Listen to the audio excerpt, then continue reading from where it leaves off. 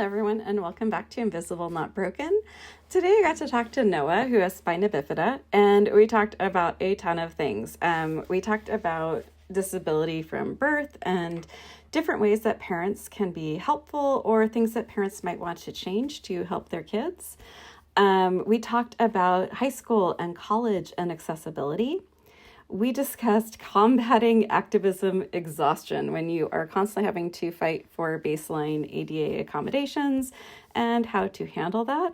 We had a really interesting talk about doctors, therapists, and their ability to empathize if they have not experienced disorders. I really love Noah's answer on this, and Noah is far wiser than I am on this one and on a lot of other things as well. We had a long, fun talk about escapism and disability.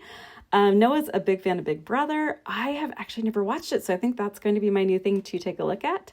We are both huge fans of Doctor Who, and there are a few spoilers in there, so if you are not caught up, you might want to keep an ear closed through that part of the conversation. And we talked about the ability to create empathy by reading.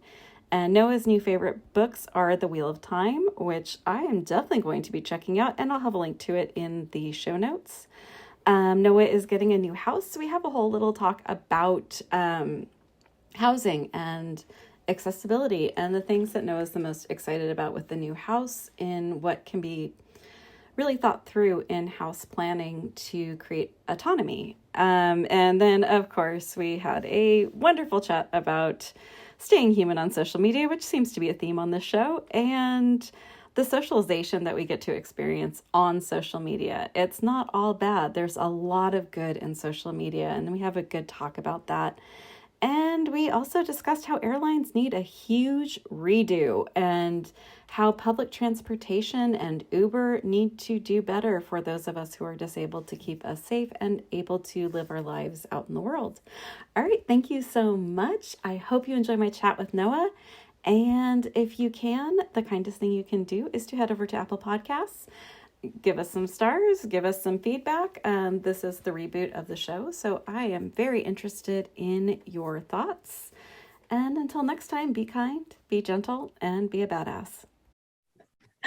So I'm excited to talk to you because I get to talk to you about business, but I never get to talk to you about you. Yeah. And I haven't even got to talk to you about you with business for a long time. So what's new with you? What's going on? Oh boy, what is going on? Not a whole lot. Let's see. Aside from your t-shirt game is on point. I love the R2D2 t-shirt. Oh no, this is a Dalek. No, it's a Dalek t-shirt. Yeah. I'm so excited. So usually we just talk on Twitter about Doctor Who. So Great. I should have known. Yeah, I have to get a new one because I've got a tear on the back, and I was so disappointed when it happened. But yeah, nothing is really new. I'm working with a friend of mine right now at our event planning company, and so things are kind of in flux right now. But yeah, it's I just became an uncle last Congratulations. week. Yeah. Oh, that's so exciting. Yeah, it is very exciting. So we're heading down in a couple of weeks to go see the baby. Oh my goodness. And what's it like? I don't have siblings. Like all of my siblings are people I've adopted through my life. What is it like to like grow up with someone like and have tortured and been tortured by and grown up with and then see them become like a parent? It is very trippy. It's honestly so weird because for, let's say, 27 years of our life, it's just been us, it was, our family. And then, she started dating and that was weird. And like, then she moved in with the guy that is now my brother-in-law, and it's such a change because it's so weird to know a person in one way and then their life kind of goes in a different direction, and then you're kind of like, there's this whole other life you're not a part of. So yeah, it's very weird, and they're gonna be great parents. I'm absolutely oh, sorry. I forgot I had a ring light that I could turn on. So it makes your skin look gorgeous. thank you. Yeah, so it's just really weird. They're gonna be great parents, but it's something that I never envisioned, because I don't even think of myself as an adult. So I still see my sister as that same person that, like you said, that teen that you terrorize each other. So My oldest is in his 20s now, and he made some little joke about me being a grandmother someday. And I was like, I don't think I trust you with a hamster. I don't know if I'm like even beginning to think of you as like someone who can like do that. Yeah. And I mean, my parents, I think it really threw them, because growing up, me and my sister were both very much not into kids in any way. Like I remember my sister doing like babysitting and not really enjoying it at all. So when they said, "Hey, we're pregnant," my parents were like they were stunned for a good day. That's cute. Yeah, my mom just kept staring at the sonogram the day after, and she was like, "I can't believe this. I can't believe this." They're very happy, and they were very happy. It was just such a change that we didn't see happening. So That's the weird thing about life, isn't it? It's like you know someone as something, like you just said, like you know this person as like your sibling, you've known this person your whole life, and all of a sudden they're going to be like someone's entire life for like the next 18 years. Like it's just a crazy thing how we all have to adjust around everyone's decisions. absolutely. Oh yeah. So we haven't ever talked about disability. We always just talk about the podcast stuff. I'm kind of curious because I'm getting to this point where now my kids are starting to like date and bring people home, and trying to explain my disability to strangers is this new thing because I almost never go out of the house. Right. So I must never have to like interact with other people who don't know I'm disabled. So now these new people are coming in, and it's like, I don't know how to really explain this all to strangers. How does that work with you and your family, and how everything's been changing? Like, are you guys all talking, and does everything work out great? Like, give me some tips. Yeah, for me, it's been a long time since I've had the conversation of like what my disability entails with the new people. It's not something that I frequently do.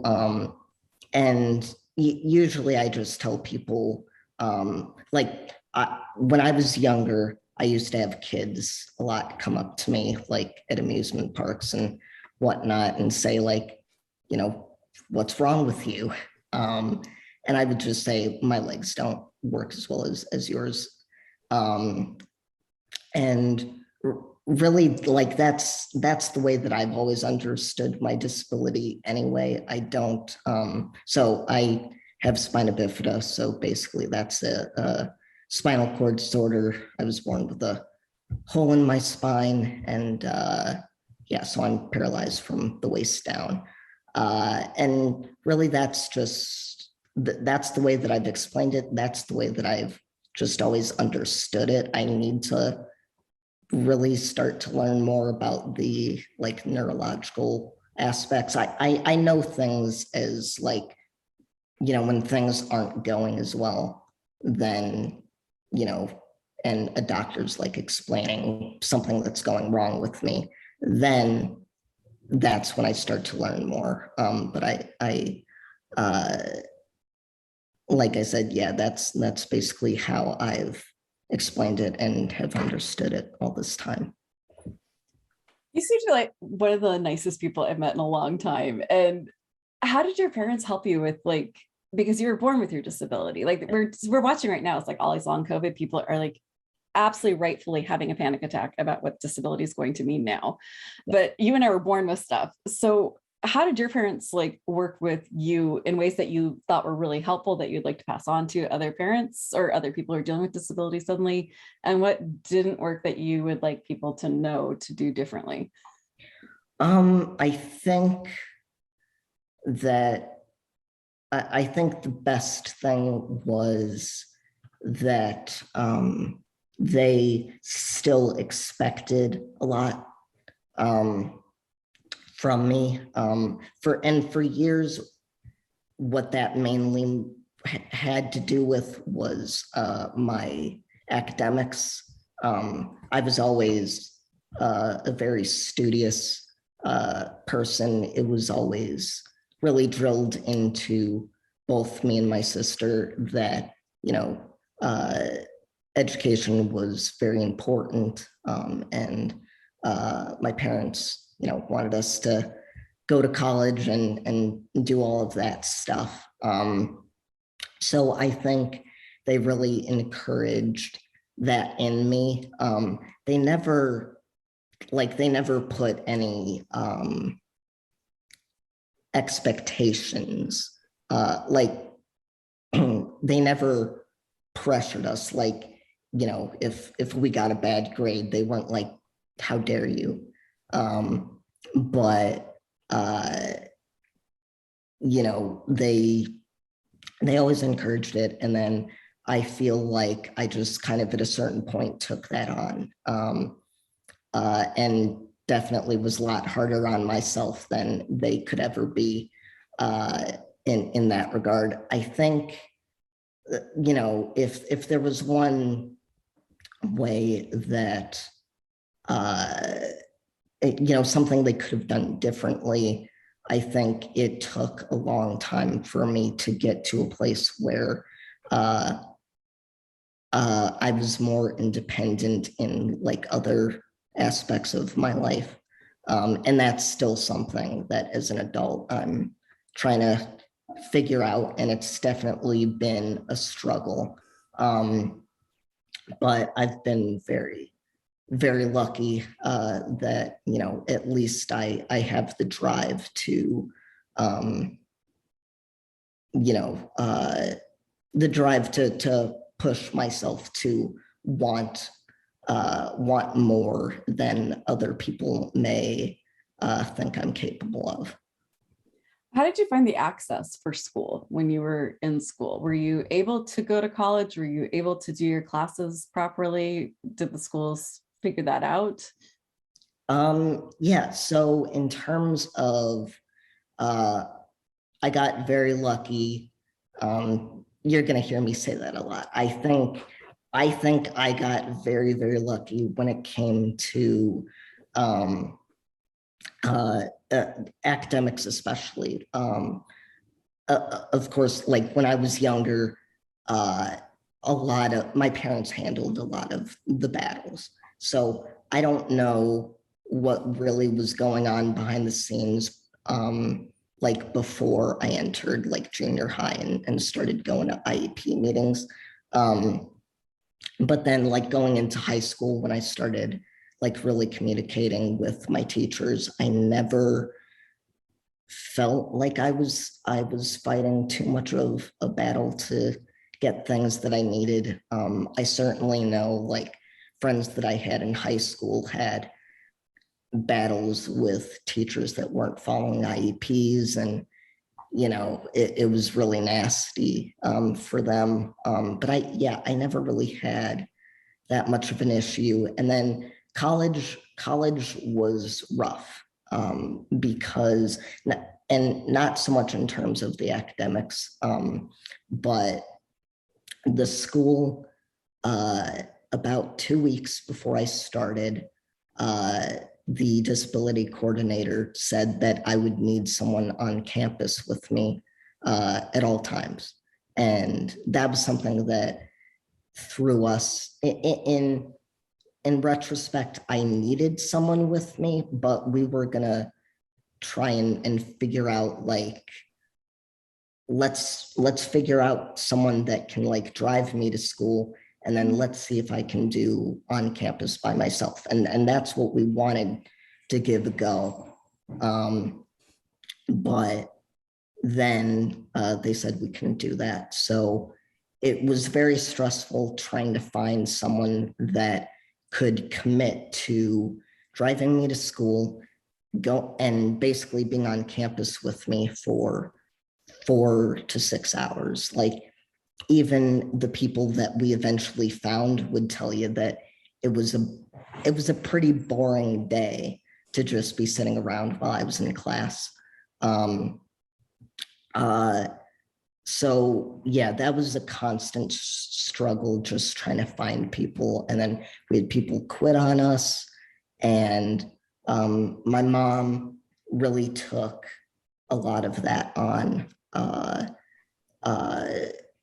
You know, and I kind of feel like I dropped the ball at that time, because my mindset was, I do the academics, she's figuring out this thing, and like we're working as a team. But you know, it was definitely something that stressed her out, and kind of having the added weight of not really knowing whether or not I'd even be able to go, you know, from semester to semester was a very taxing thing that I think then when I ended up dealing with just the stress of school, that was kind of like an added weight. But again, I will say that even with all of my professors, I never had a problem getting the accommodations that I needed. I literally had one professor, I hadn't given her my letter for my accommodations within the first few days of class. And she was like, "Do you have one?" And I was like, "Oh yeah." She's like, "Then give it to me so I can give you what you need." So yeah, and again, in that respect, I got very lucky. And I know, again, lots of people that it's just constantly, it was constantly that battle for them. And, you know, it's something that I don't get. I'm just glad that, that it worked out for me. If I'm understanding correctly, you not only have to pay tuition, which you're a lot younger than I am, so I'm assuming your tuition was not a negligible amount, but did you have to pay for this person that they insisted you have with you the whole time? Yeah.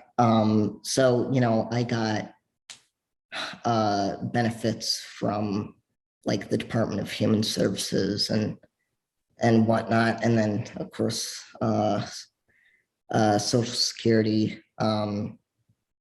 So, you know, luckily we were able to afford it. But yeah, it was another kind of thing that it was like with the school, we were kind of upset, like, you can't help us find someone. Like, there are literal nursing students that, you know, are at your school that you can't like put like an advert out, and they were like, "No, we can't do that, it's a liability."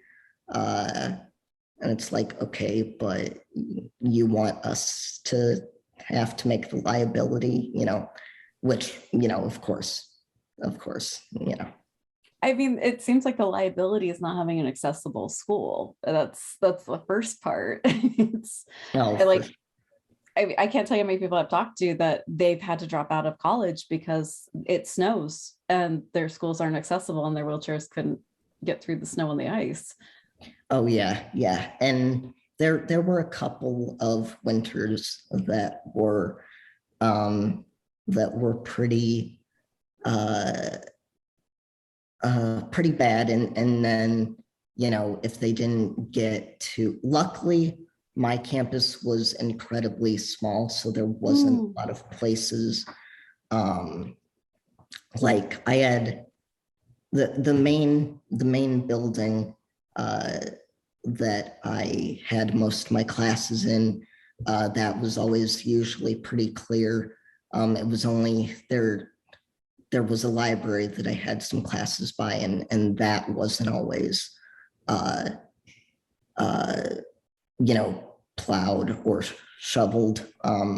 But luckily, something that I've learned from my parents is you just got to keep bugging people, just sending those emails and hoping they care enough to, just do something about it and not just tell you to go away. And yeah, so luckily, I was able to get people to act, which was great. You're right. You do say lucky a lot. And I've noticed that with most of us in the disability communities. I don't think there's a more generous or kind community, but it's amazing how many of us feel lucky, like, and how the outside world views us as opposed to how we view ourselves. Yeah, definitely. And it sucks to have to feel lucky or grateful for people doing something that, like you said, because you're disabled, you wouldn't think twice about, like, of course these things have to be taken care of, and why wouldn't you do something about it, and yeah, it just kind of sucks that other people kind of see it as, well, what's in it for me? What do I get out of helping you? And, and I've heard plenty of times, because I go online and I read things and get into conversations that I probably shouldn't. Yeah, right. Oops. Oopsie. Twitter is a very entertaining hellscape. Oh yeah. Yeah. I do Twitter, I do Reddit, and it's not great for the blood pressure. But it does help my POTS though. Amazing. When I have low blood pressure, I can go on Twitter and just like normalize it so fast. Perfect. Yeah. Yeah, it just boggles my mind sometimes how much people need to like be able to get something out of it, or feel like, oh, we're wasting money on you people. It's just like, I don't get it. I'm never gonna get it, but what can you do? So how do you combat the exhaustion of activism? Like I just had a thing with my doctor's building, both my doctor's building, my cardiologist building and the place I go to relocate my bones building do not have wheelchair access. And I'm not kidding. The disabled parking spaces in front of stairs, and there's no way to get a wheelchair into the bathrooms. Yeah. There's no grab bar, and the lock for the bathroom stalls at the top. So I tried to call up, and like I called the ADA office. I'm like, hey, this is obviously a problem. It's a doctor's building. What can we do? And they're like, yeah, there's nothing. There's absolutely nothing we can do. And the exhaustion of just constantly fighting for the ability to exist in the world pre-COVID, I feel like it's getting a little easier to get people to listen to me now, but pre-COVID, I was so tired. How do you deal with that, like, exhaustion?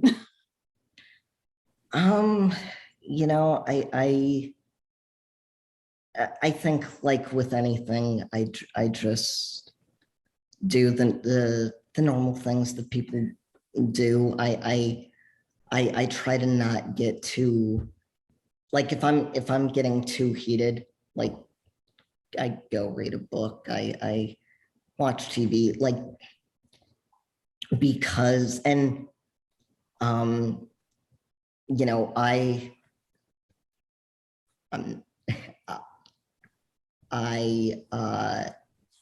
am in a position right now where, like, if I have to go to a doctor's appointment, my parents are always with me because I don't drive.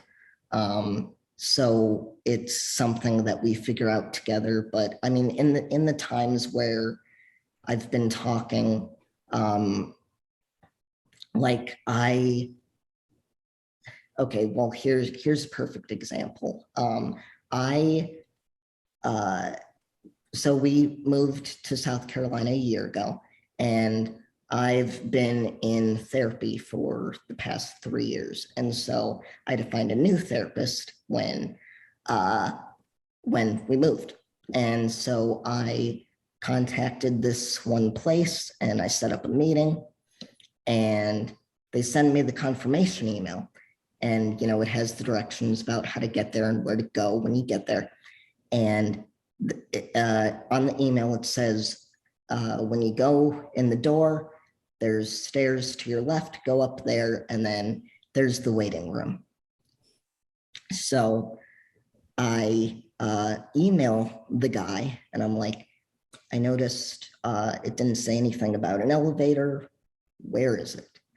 And he says, unfortunately, we don't have an elevator, but we do have a room on the lower level that we can use. So it was a red flag to me, but I was like, okay, let's give this a try.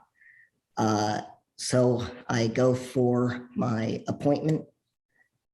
The guy comes down the stairs, and it's this, when you go in the door, it's this small little corridor, like very tiny, and there's the stairs, and he comes down the stairs, and he's like, oh yeah, we're gonna go in here. And right in front of me is a door to another waiting room that I assumed was for some other business.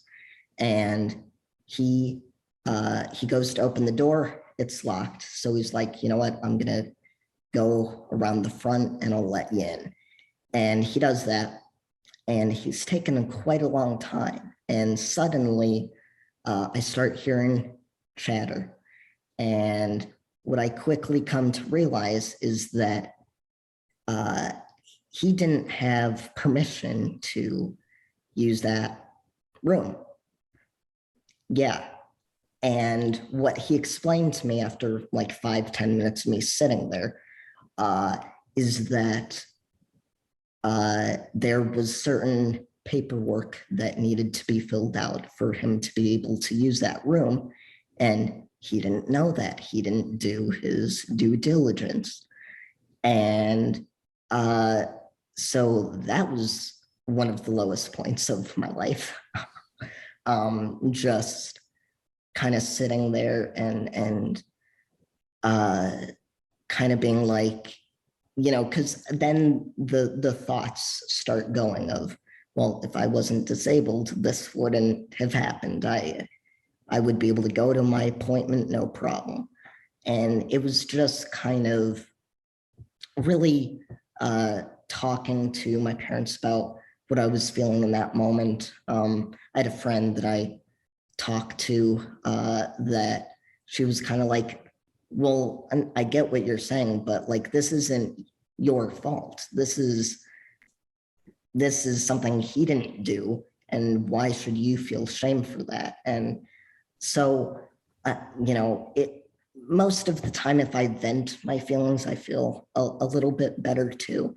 But yeah, it's one of those things where I just kind of have to distract myself. I wish there was a better way to deal with it. But yeah. Do you think that, I mean, this might be a bad question, but we can ignore it if it's bad. Do you think that your therapist can be a good therapist if they don't have disability? Like, I'm always a little hesitant on doctors who have to look up my disorder on Google, or, I don't see a therapist because I honestly can't afford it in the US, especially in my area. They charge like $1,000 to just have an intake appointment. And I'm like, not paying $1,000 to see if we're compatible. Right. But like, it's such a hard thing to explain. And this is what I love doing Invisible Not Broken, is I get to talk to other disabled people. It's like there's this huge chasm that we don't have to climb to talk. Like there's, some things that we might not understand about each other, but there's things that we just kind of get that I feel like I'd spend at least 6 months trying to explain to a therapist who hasn't experienced chronic pain. I like even talk to my pain doctors, like my pain clinic, they don't get it. None of them have been in chronic pain. They just got their license and they're there going, wow, that sounds bad. Like, Yeah. Yeah, I definitely, so both of my therapists that I've had are not disabled. The therapist I have now is diabetic, and he does deal with a lot of health issues. So, um, I feel like he has a better understanding of where I'm coming from. I think it's just important that someone's willing to listen, to listen and learn, because therapists, they deal with people from all different types of backgrounds that I think, with anybody, it's more important.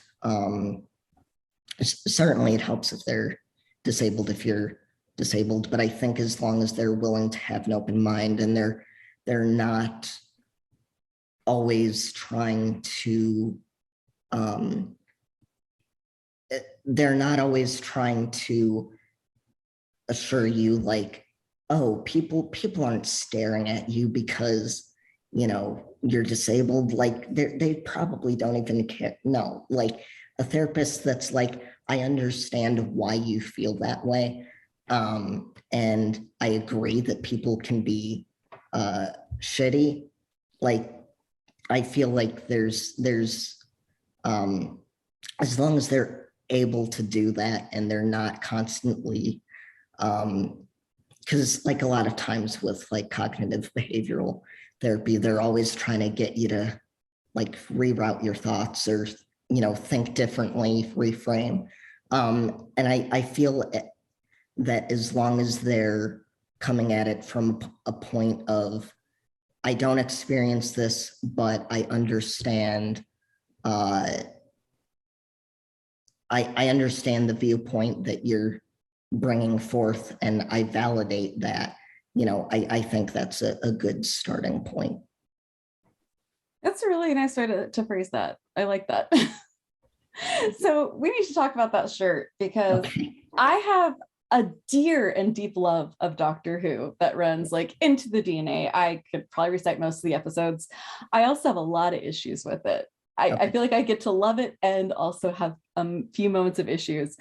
How do you feel like about the disability and how it's used? Disabilities tend to be used in geek nerd culture of like Marvel superheroes, Doctor Who, science fiction. How do you feel that we're being shown in these worlds? I definitely, so I'll admit I'm not deeply entrenched in nerd culture. Doctor Who is Okay, pretty much fair. it, but I do know like the constant trope of like, if you're gonna have a villain, then they have to be ugly. They gotta be like disfigured, and you know, um, like they're presented, like if you look at Davros, Hmm. uh, Exactly who I was thinking of. yeah, like this diseased human being that is also evil. And I think that's outdated. I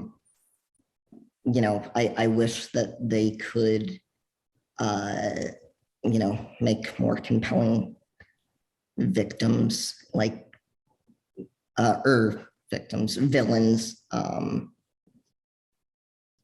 Yeah. No, I totally hear you. It just seems like we get two tropes. Either we're desperate to get out of our wheelchairs, a la Glee, Right. or our disabilities have driven us into this insane monster, Morbius, or like any of the just go for anything in the Marvel universe. And disability, limb loss, chronic pain has driven the person into villainhood, and it's such an exhausting trope. I'm tired. Yeah, exactly. But I do Yeah. love Doctor Who. I love it. I do. Like I love every episode almost, and like I love the escapism of the whole idea. I mean, I just am always listening for a TARDIS. It'd be great to hear that out in the backyard sometimes. Except the run part, that would definitely be a problem. Yeah, yeah. I just saw uh because I don't know if you've seen any of the photos from the 60th. Like, I don't know if you've been paying attention to any of the leaks. I just saw who our new doctor is. Oh, okay. Makes me so happy. Okay. Well, spoilers for anyone that doesn't want to know anything about the 60th. Yeah, sorry, everyone. Wilf is coming back, and sorry, who's coming back? Wilf, Donna's dad. Oh, I love him. Yeah, me I love him so much. Yeah, his line about being a soldier and never having killed anyone, and he says that like that should be something shameful. Like I love his whole character arc. I love Wilf. He was a great kind of companion for series 4. And he is getting up in age now, so he's using a wheelchair. There was a photo of David Tennant pushing him in a wheelchair, and so I commented like, I hope he gets a ride in the TARDIS. Like, I hope there's like a ramp that like comes out or something. I mean, that'd make me so happy. Right? I mean, the Time Lords have to have made adjustments to their TARDISes now, right? So yeah, I'm hoping they do something wild with him, because that would be really cool to see a wheelchair user just like running away from some Daleks. My wheelchair only goes to level 4, which means that my dog has to do like a little bit of a gallop to keep up. I don't think I can outrun a Dalek in that chair. Yeah. I just don't think that would work. Probably not. And I have a deep hatred of anyone pushing me, like even my husband or my kids. Like, I don't like anyone pushing my wheelchair, but David Tennant, I might make an exception for. Right. I mean, what can I say? I'm a child of that era. And right. So you talked a lot about escapism, and I am the biggest fan in the world of escape. I do chronic pain every day, all day, and sometimes my painkillers don't even get close. So it's full-blown Doctor Who marathons and other things. What do you use for escape? Wow. Yeah. So so aside from Doctor Who, my main obsession is Big Brother. Which I've seen you tweeting about that. Yes, just you wait. When this I've never seen it, never watched it. It's basically like Survivor, but in a house.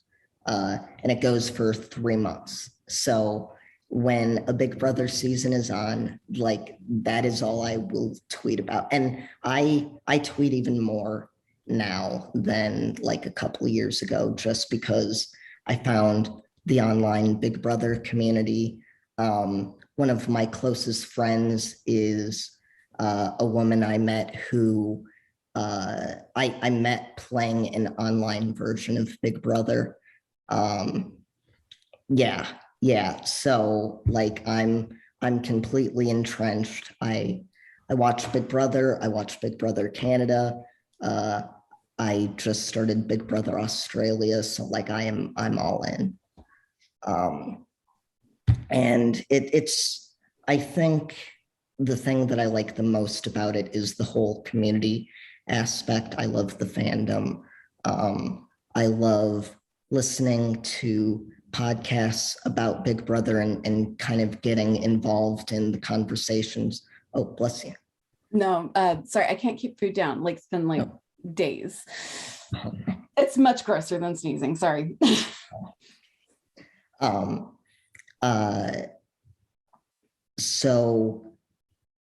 Yeah, I love getting into conversations about like the strategy of the game.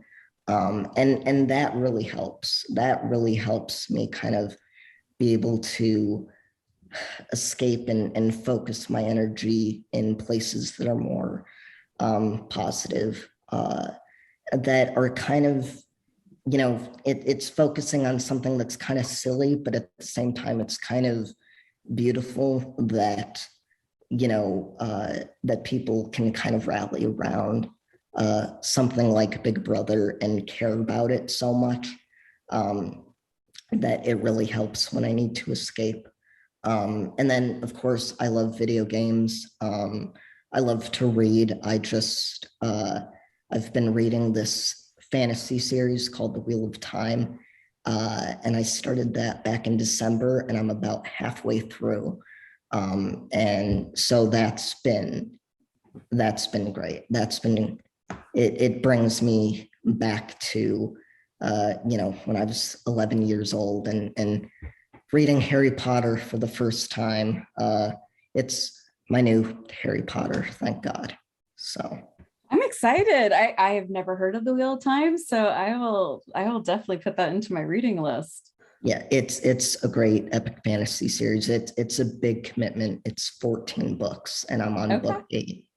I mean, like every single part of my house looks like this. Yeah, It's our whole house is like anything that's a flat surface is a library. yeah, yeah. I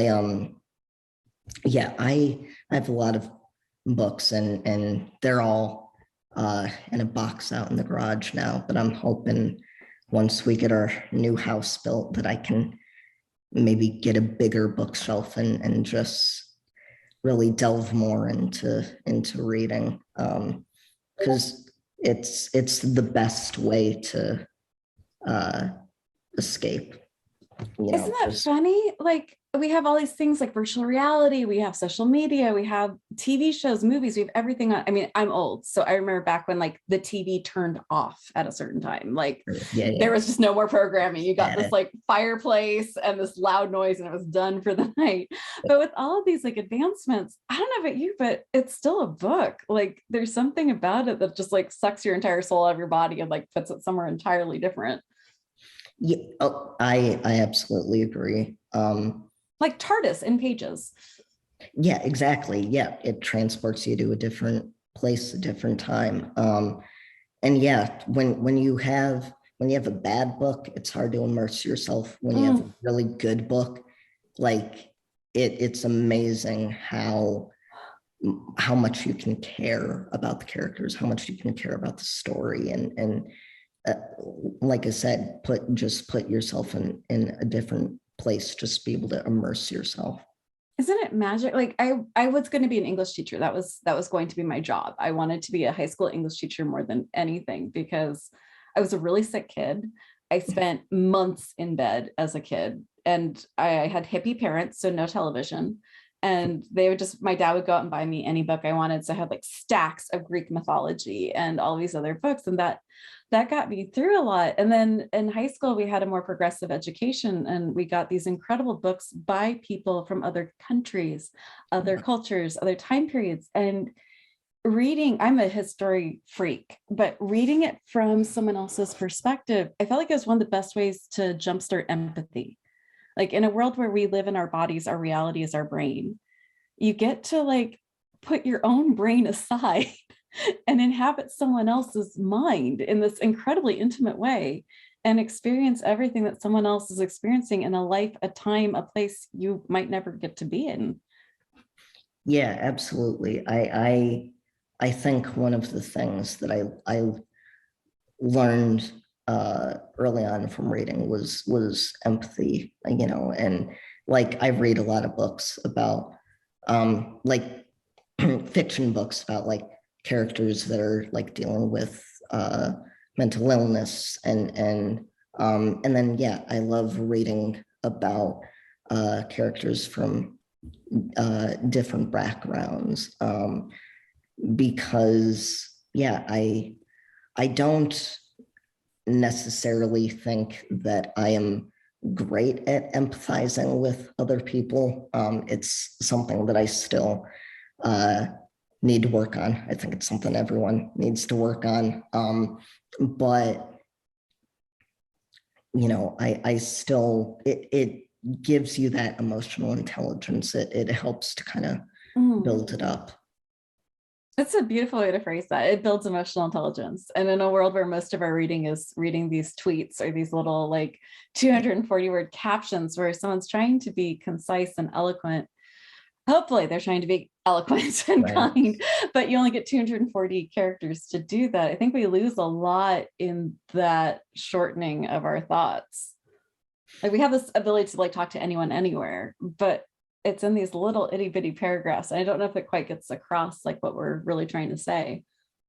Yeah, I definitely feel like, um, with anything you say, it's like you need tons of, subordinate clauses to really be able to make your point, and make it well.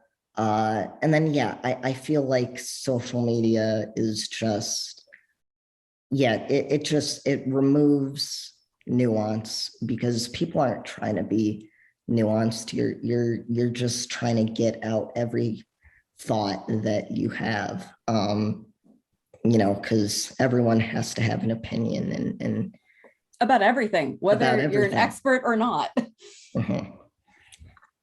And it feels Yeah, like we're pressured to have opinions too. Like if you're not commenting on this, you're obviously for or against something. It's like, I honestly just don't understand it yet. Like, right. Yeah, and I definitely feel like I fall into that trap where it's kind of, I don't feel the need to speak out on everything. And in many ways I'm nervous to just speak out about uh stuff, because my parents raised me with the idea like, if an employer goes on your page and they see you being too political or whatever, they're not going to want to hire you. And I feel like I don't care as much about that now, but I'm trying to break that because there's so many things that I feel like aren't political. Like they're not political issues. oh my They're just, goodness. you know, like yeah, yeah. I just see everything with like even with all of these uh shootings that have been happening. I'm just like, How is this a political issue? yeah, yeah, How is COVID a political issue? How is climate change a political issue? yep, Everyone with a pulse, this is affecting. Like how? right. And I feel like, you know, yeah, that there's I feel like it gets to a point where there's only so much that you can say, that it's like, no, I have to step away from this now. I'm done. And that doesn't make you a bad person. It just it's there's only so much I feel you can do, and sometimes you just gotta take a break from it. It's such a weird space for me because like Twitter is such a love-hate relationship. It's where I've met most of my now friends. Mhm. Like it's the place that I like find really cool people and I'm like, oh my gosh, you're awesome. And I'm such a 7-year-old. I will literally tell someone we're not friends. We need to talk. I totally like you. And then I end up becoming friends with them. It's wonderful. I love that aspect of it. But it's this weird open room of like people who have no problems telling you to go die. And it's for nothing. Like it's not like I have a very strong rule of not dehumanizing anyone. Right. I will talk to anyone. Sometimes I even try thought experiments of talking to someone who's yelling at me and seeing if we can actually come to a good place, just to see if I can do it. It's Right. entertaining when I'm bored, but I just won't dehumanize anyone. And to have to take all of that on as, someone's just telling you like your life means nothing, you can just go die, and then like a whole bunch of other comments because I have ovaries and how my opinion should not matter because of so many external factors. It's a weird space, but I can't quite give it up. Yeah, me either. And I feel like I try and do that too. That's a large part of the reason why I get into so many conversations that I shouldn't, because it's this weird thing of, you know, this weird thing of not wanting to dehumanize people and wanting to try and reach that understanding. Um, and then it's like they just don't want to come to that uh, understanding, and so, or they don't want to meet at a middle ground, and so then the anger just kind of pulses inside of you, and then yeah, it's one of those things where again I just have to walk away because I'm like, okay, like I'll try again with someone else because I'm a glutton for punishment. But uh, yeah, some people you just can't get through to, and I guess you have to look at it from the perspective of, not everyone that's online is someone that is trying to um, just be like a bad faith actor. There are plenty of good people uh, to be found online, and like I said, that's why I still engage with like these fandom communities. They can be incredibly toxic, but even in those communities, there are good people. So it's just one of those things where you have to realize that just because you might be talking to someone that's not the greatest, doesn't come off as the greatest person, that not everyone's like that. But it also has so much community to it. Like, I have a rare disease, and to be able to go to a group of people and go, hey, am I dying, or is this Ehlers-Danlos? Am I dying, or is this POTS? Am I dying? Is this mast cell? Like, it's so helpful to have like a whole bunch of people out there who've experienced these things and can kind of come back at you with like, oh, okay, yeah, maybe you need to go to the hospital, but it could also be. And then people talk about like these random things, because Ehlers-Danlos is life on random, Right. and you're like, oh my god, you too, whoa. I thought I was going crazy, but wow, that's cool. Yeah. Yeah. And I need to I haven't gotten too much into disability Twitter. I need to, because definitely I know when I was younger, if I could have, talked to an adult with spina bifida and been like, hey, how did you do this? It would have um, it would have saved a lot of trouble. Definitely as like I was a middle schooler and starting to become more self-conscious and closed off. Um, it, so there's tons of value in those communities, and definitely um, it's something where I need to seek out those types of communities more, the ones that are a bit more positive, because they're people that are trying to help. I love that idea of like being able to see when you're younger that disability exists. We don't just stay children forever. We eventually grow up and have lives, and what that could actually look like. I think it would even scare parents less too. I know my dad, when he was told that I was this sick, cried. He was like, I don't think you'll ever get married. I don't think you'll ever have kids. Not that that's supposed to be the be all and end all being an adult, by the way, but that was apparently his idea of what my life was supposed to be. But it was just this like, how will you work? How will you do these things? And I think if he had seen more idea of what disability could have been, it would have been a lot less scary of an experience for him. And he would have been a little bit less scaring me, because I was thinking wheelchairs sound pretty good. Personal space as a teenager in the 90s and being grabbed all the time, the idea Right. of personal space guaranteed sound pretty good to me. Yeah. Yeah, definitely. And my parents, I mean, so I was born in 95, so I Oh my goodness. was, Oh, wow. That's the year I graduated. oh wow, that's wild.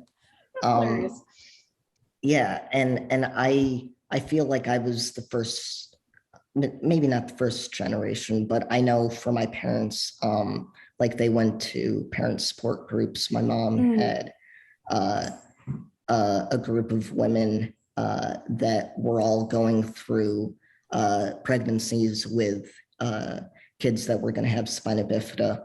Um, and I think it was very helpful for her to kind of have that support. I remember there was, so at the physical therapy place that I was going to be going to, my mom, before I was born, went there, and she met a little boy that had spina bifida. And I think that kind of helped her kind of see like, okay, like this kid's doing okay. my child will be okay too. And I think that was very reassuring for her. But yeah, in terms of, I don't know if they ever met like disabled adults or anything like that. I think actually no, there was one girl that was actually a teenager around that time that she met, and I think that also was kind of confirmation that like, okay, my kid can have a good life. But yeah, for me, it would have, and I think that probably influenced the way that they raised me and why they encouraged, um, didn't discourage me from things and only encouraged because, they had these examples to kind of go off of. Yeah, you talked about that you're getting a new house. Yep. And I am really jealous because we've moved a few times because of my disability. And each time I think we found the house that I could age into because I got way too optimistic at where my disability, which is degenerative, was going to stop. And I was wrong. So I'm daydreaming about the idea of like buying land and building an accessible house that I could access all of it. Right. What are you the most excited about with your new house? Is there any features that you got put in that you're like, oh, I can't wait? I think the main one is just having an accessible shower. Oh. Yeah. That. Yeah, because it's something that I haven't really been able to do without assistance. So finally being able to uh, give that a go, I think is going to be real cool. I've also talked to my parents about just making a laundry room that is big enough so that I could, learn to do my own laundry. I think we're going to add in like a smaller counter in our kitchen so that like if I wanted to make a sandwich or prepare a meal or something, I could potentially do that. So yeah, those are the main things because those are areas where, like I said before, I need to be more independent. I so hear that. Like the kitchen thing is killing me. Because I love to bake. I love cooking. I like good food a lot. I was being a ballerina for years and I discovered butter at the end of it. And that was it. Done. Food is actually good. I had no idea for like 20 years that food tasted great. Right. And so now I love food. And the kitchen is like, it's all on one level. The whole house is on one level. But that doesn't mean that the doorways are big enough for a wheelchair. Right. It doesn't mean that my shower doesn't have like, it has a seat in it. So I was like, oh, this will be fine. There's a seat in the shower, but there's a lip on it and you cannot get a wheelchair into the bathroom anyway. So it's like, it was just an underestimation on my part. Yeah. Yeah. And even here where we're staying now, it's not like the picture of accessibility. Like in order for me to get dressed in the morning and be able to like roll up to my sink, I have to open the cabinet doors and like make a little area. And then we've got a fridge where like if I want to get into the freezer, it's up top. So I have to like really stretch and that can be very annoying. So definitely I will be happy to have some of the freedoms that I had in our old house back. Yeah. What's accessibility like? And I've never been to your state. So I have no concept of what your state is like at all. What's the accessibility like? Because I can tell you in California, where we're supposed to be so liberal and progressive, Right. It's awful. There's one city in my area that I can get around only on the main street. And like Berkeley is a nightmare. We just get thrown out of our wheelchairs. You cannot use a wheelchair on the street. Most of our towns, even ones that have just been redone, no wheelchair parking at all. So what's it like where you are? Please tell me it's better. Yeah, it's better,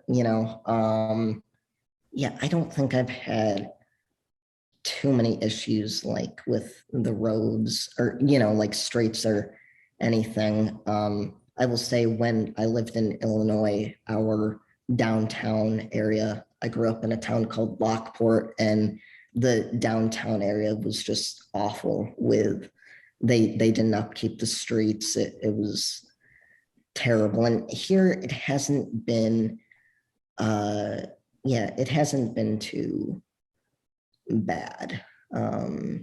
Yeah, and like we're not dealing with like, pills or yeah, it's been relatively okay to get around. That's good to hear. I'm glad to hear that. I hope your public transportation is better than ours is over here for wheelchairs. Is you can't use a wheelchair on public transportation in the Bay Area. It's not safe or possible. Oh boy. Yeah, I need to try the public transport. Like I said, I'm with my parents. When I said that, like, I'm never alone, I am never alone. I am with my parents pretty much 24/7. So if I'm going out, like, they're driving me places. So yeah, public transport is something that I have not used too terribly much. But like, yeah, I know even like when I was looking to go to college, I was looking for like, can I get public transport to take me? And it was either very expensive or the bus stop was like 2 miles down the road. And it's like, okay, well, I'm not obviously not gonna wheel myself all this way. So, but yeah, it is something that we'll need to check out. I would like I used Uber once, maybe twice, but the one time I could think of, I used it and I was still using a cane and ended up dislocating my legs because the guy parked on the other side of the street and I had to rush over with a cane, and then the car was too low to the ground, and yeah, totally like got out of the car and there was this loud snapping sound like this on the other side. And like we have BART here, which is our big train system, and the elevators are always out of service. So you go to San Francisco and there's only like 4 stops or 5 stops anyway in San Francisco, because I don't know, whoever planned this was definitely entertaining.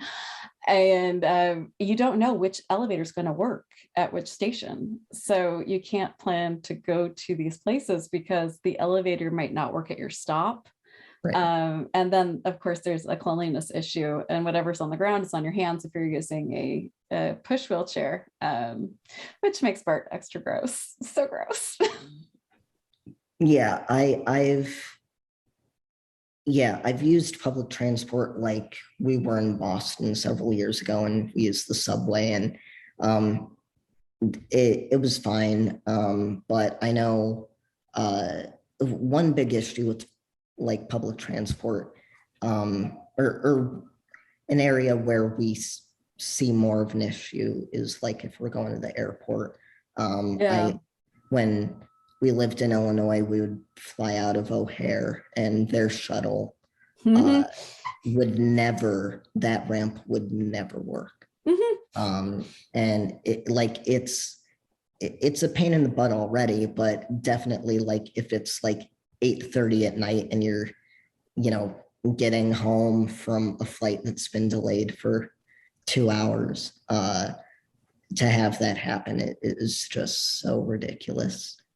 I've been left on a plane after an 11-hour flight for an hour because they forgot to get me a wheelchair, and they wouldn't let me use my own wheelchair. So I had to use their wheelchair, and they wouldn't let my husband push me because they needed to get a person, but that person was on break. So I had to sit for another hour on a plane. We need a real disability rights redo. Our ADA thing is not even close, and we need like real reforms on airplanes. Oh, for sure. For sure. I mean, yeah, I mean, I've had, like the brakes on my chair get broken. My ultimate fear. Yeah. And it's always my fear that that yeah, they're gonna break it, they're gonna lose it. Whenever we're on a plane, I'm like, okay, who's watching? Who's watching? My dad's usually on watch to make sure that it gets loaded in. And he usually like gets a flight attendant to double check. But it's such a fear to think, 4 hours on a plane and then, oh no, you don't have a Oopsie. chair anymore. Yeah. Yeah, and Disability is an expensive hobby. We oh have to yeah, pay so much extra for every little thing we want to do. It costs so much more. mhm, yeah. But we've hit an hour and I would kidnap you all day. Mhm. But I want to be mindful of your time too. Is there anything that we didn't catch that you were like dying to talk about? Oh boy, I don't know that. I don't think. Anything you want to plug aside from like the new doctor, which looks totally awesome? I don't really have anything to plug. Uh, yeah, I don't know. I've tossed around the idea about blogging about Oh, please Doctor do. Who. I love So the stuff you talk about. Like you're so much fun on Twitter. You really should have a blog. yeah, maybe I will do that. I used to have a blog right out of college. I was blogging about This Is Us for a while. That lasted about a month before I gave it up. But it's something I've toyed with just going through the Russell T Davies era, just And he's for coming back. and that's why I decided that might be a cool thing to do. I would love to see it. I know your energy is limited, but I would love to see that. Yeah. Oh, thanks so much for coming on. No, I really appreciate it. Thank you for having me. All right. We've stopped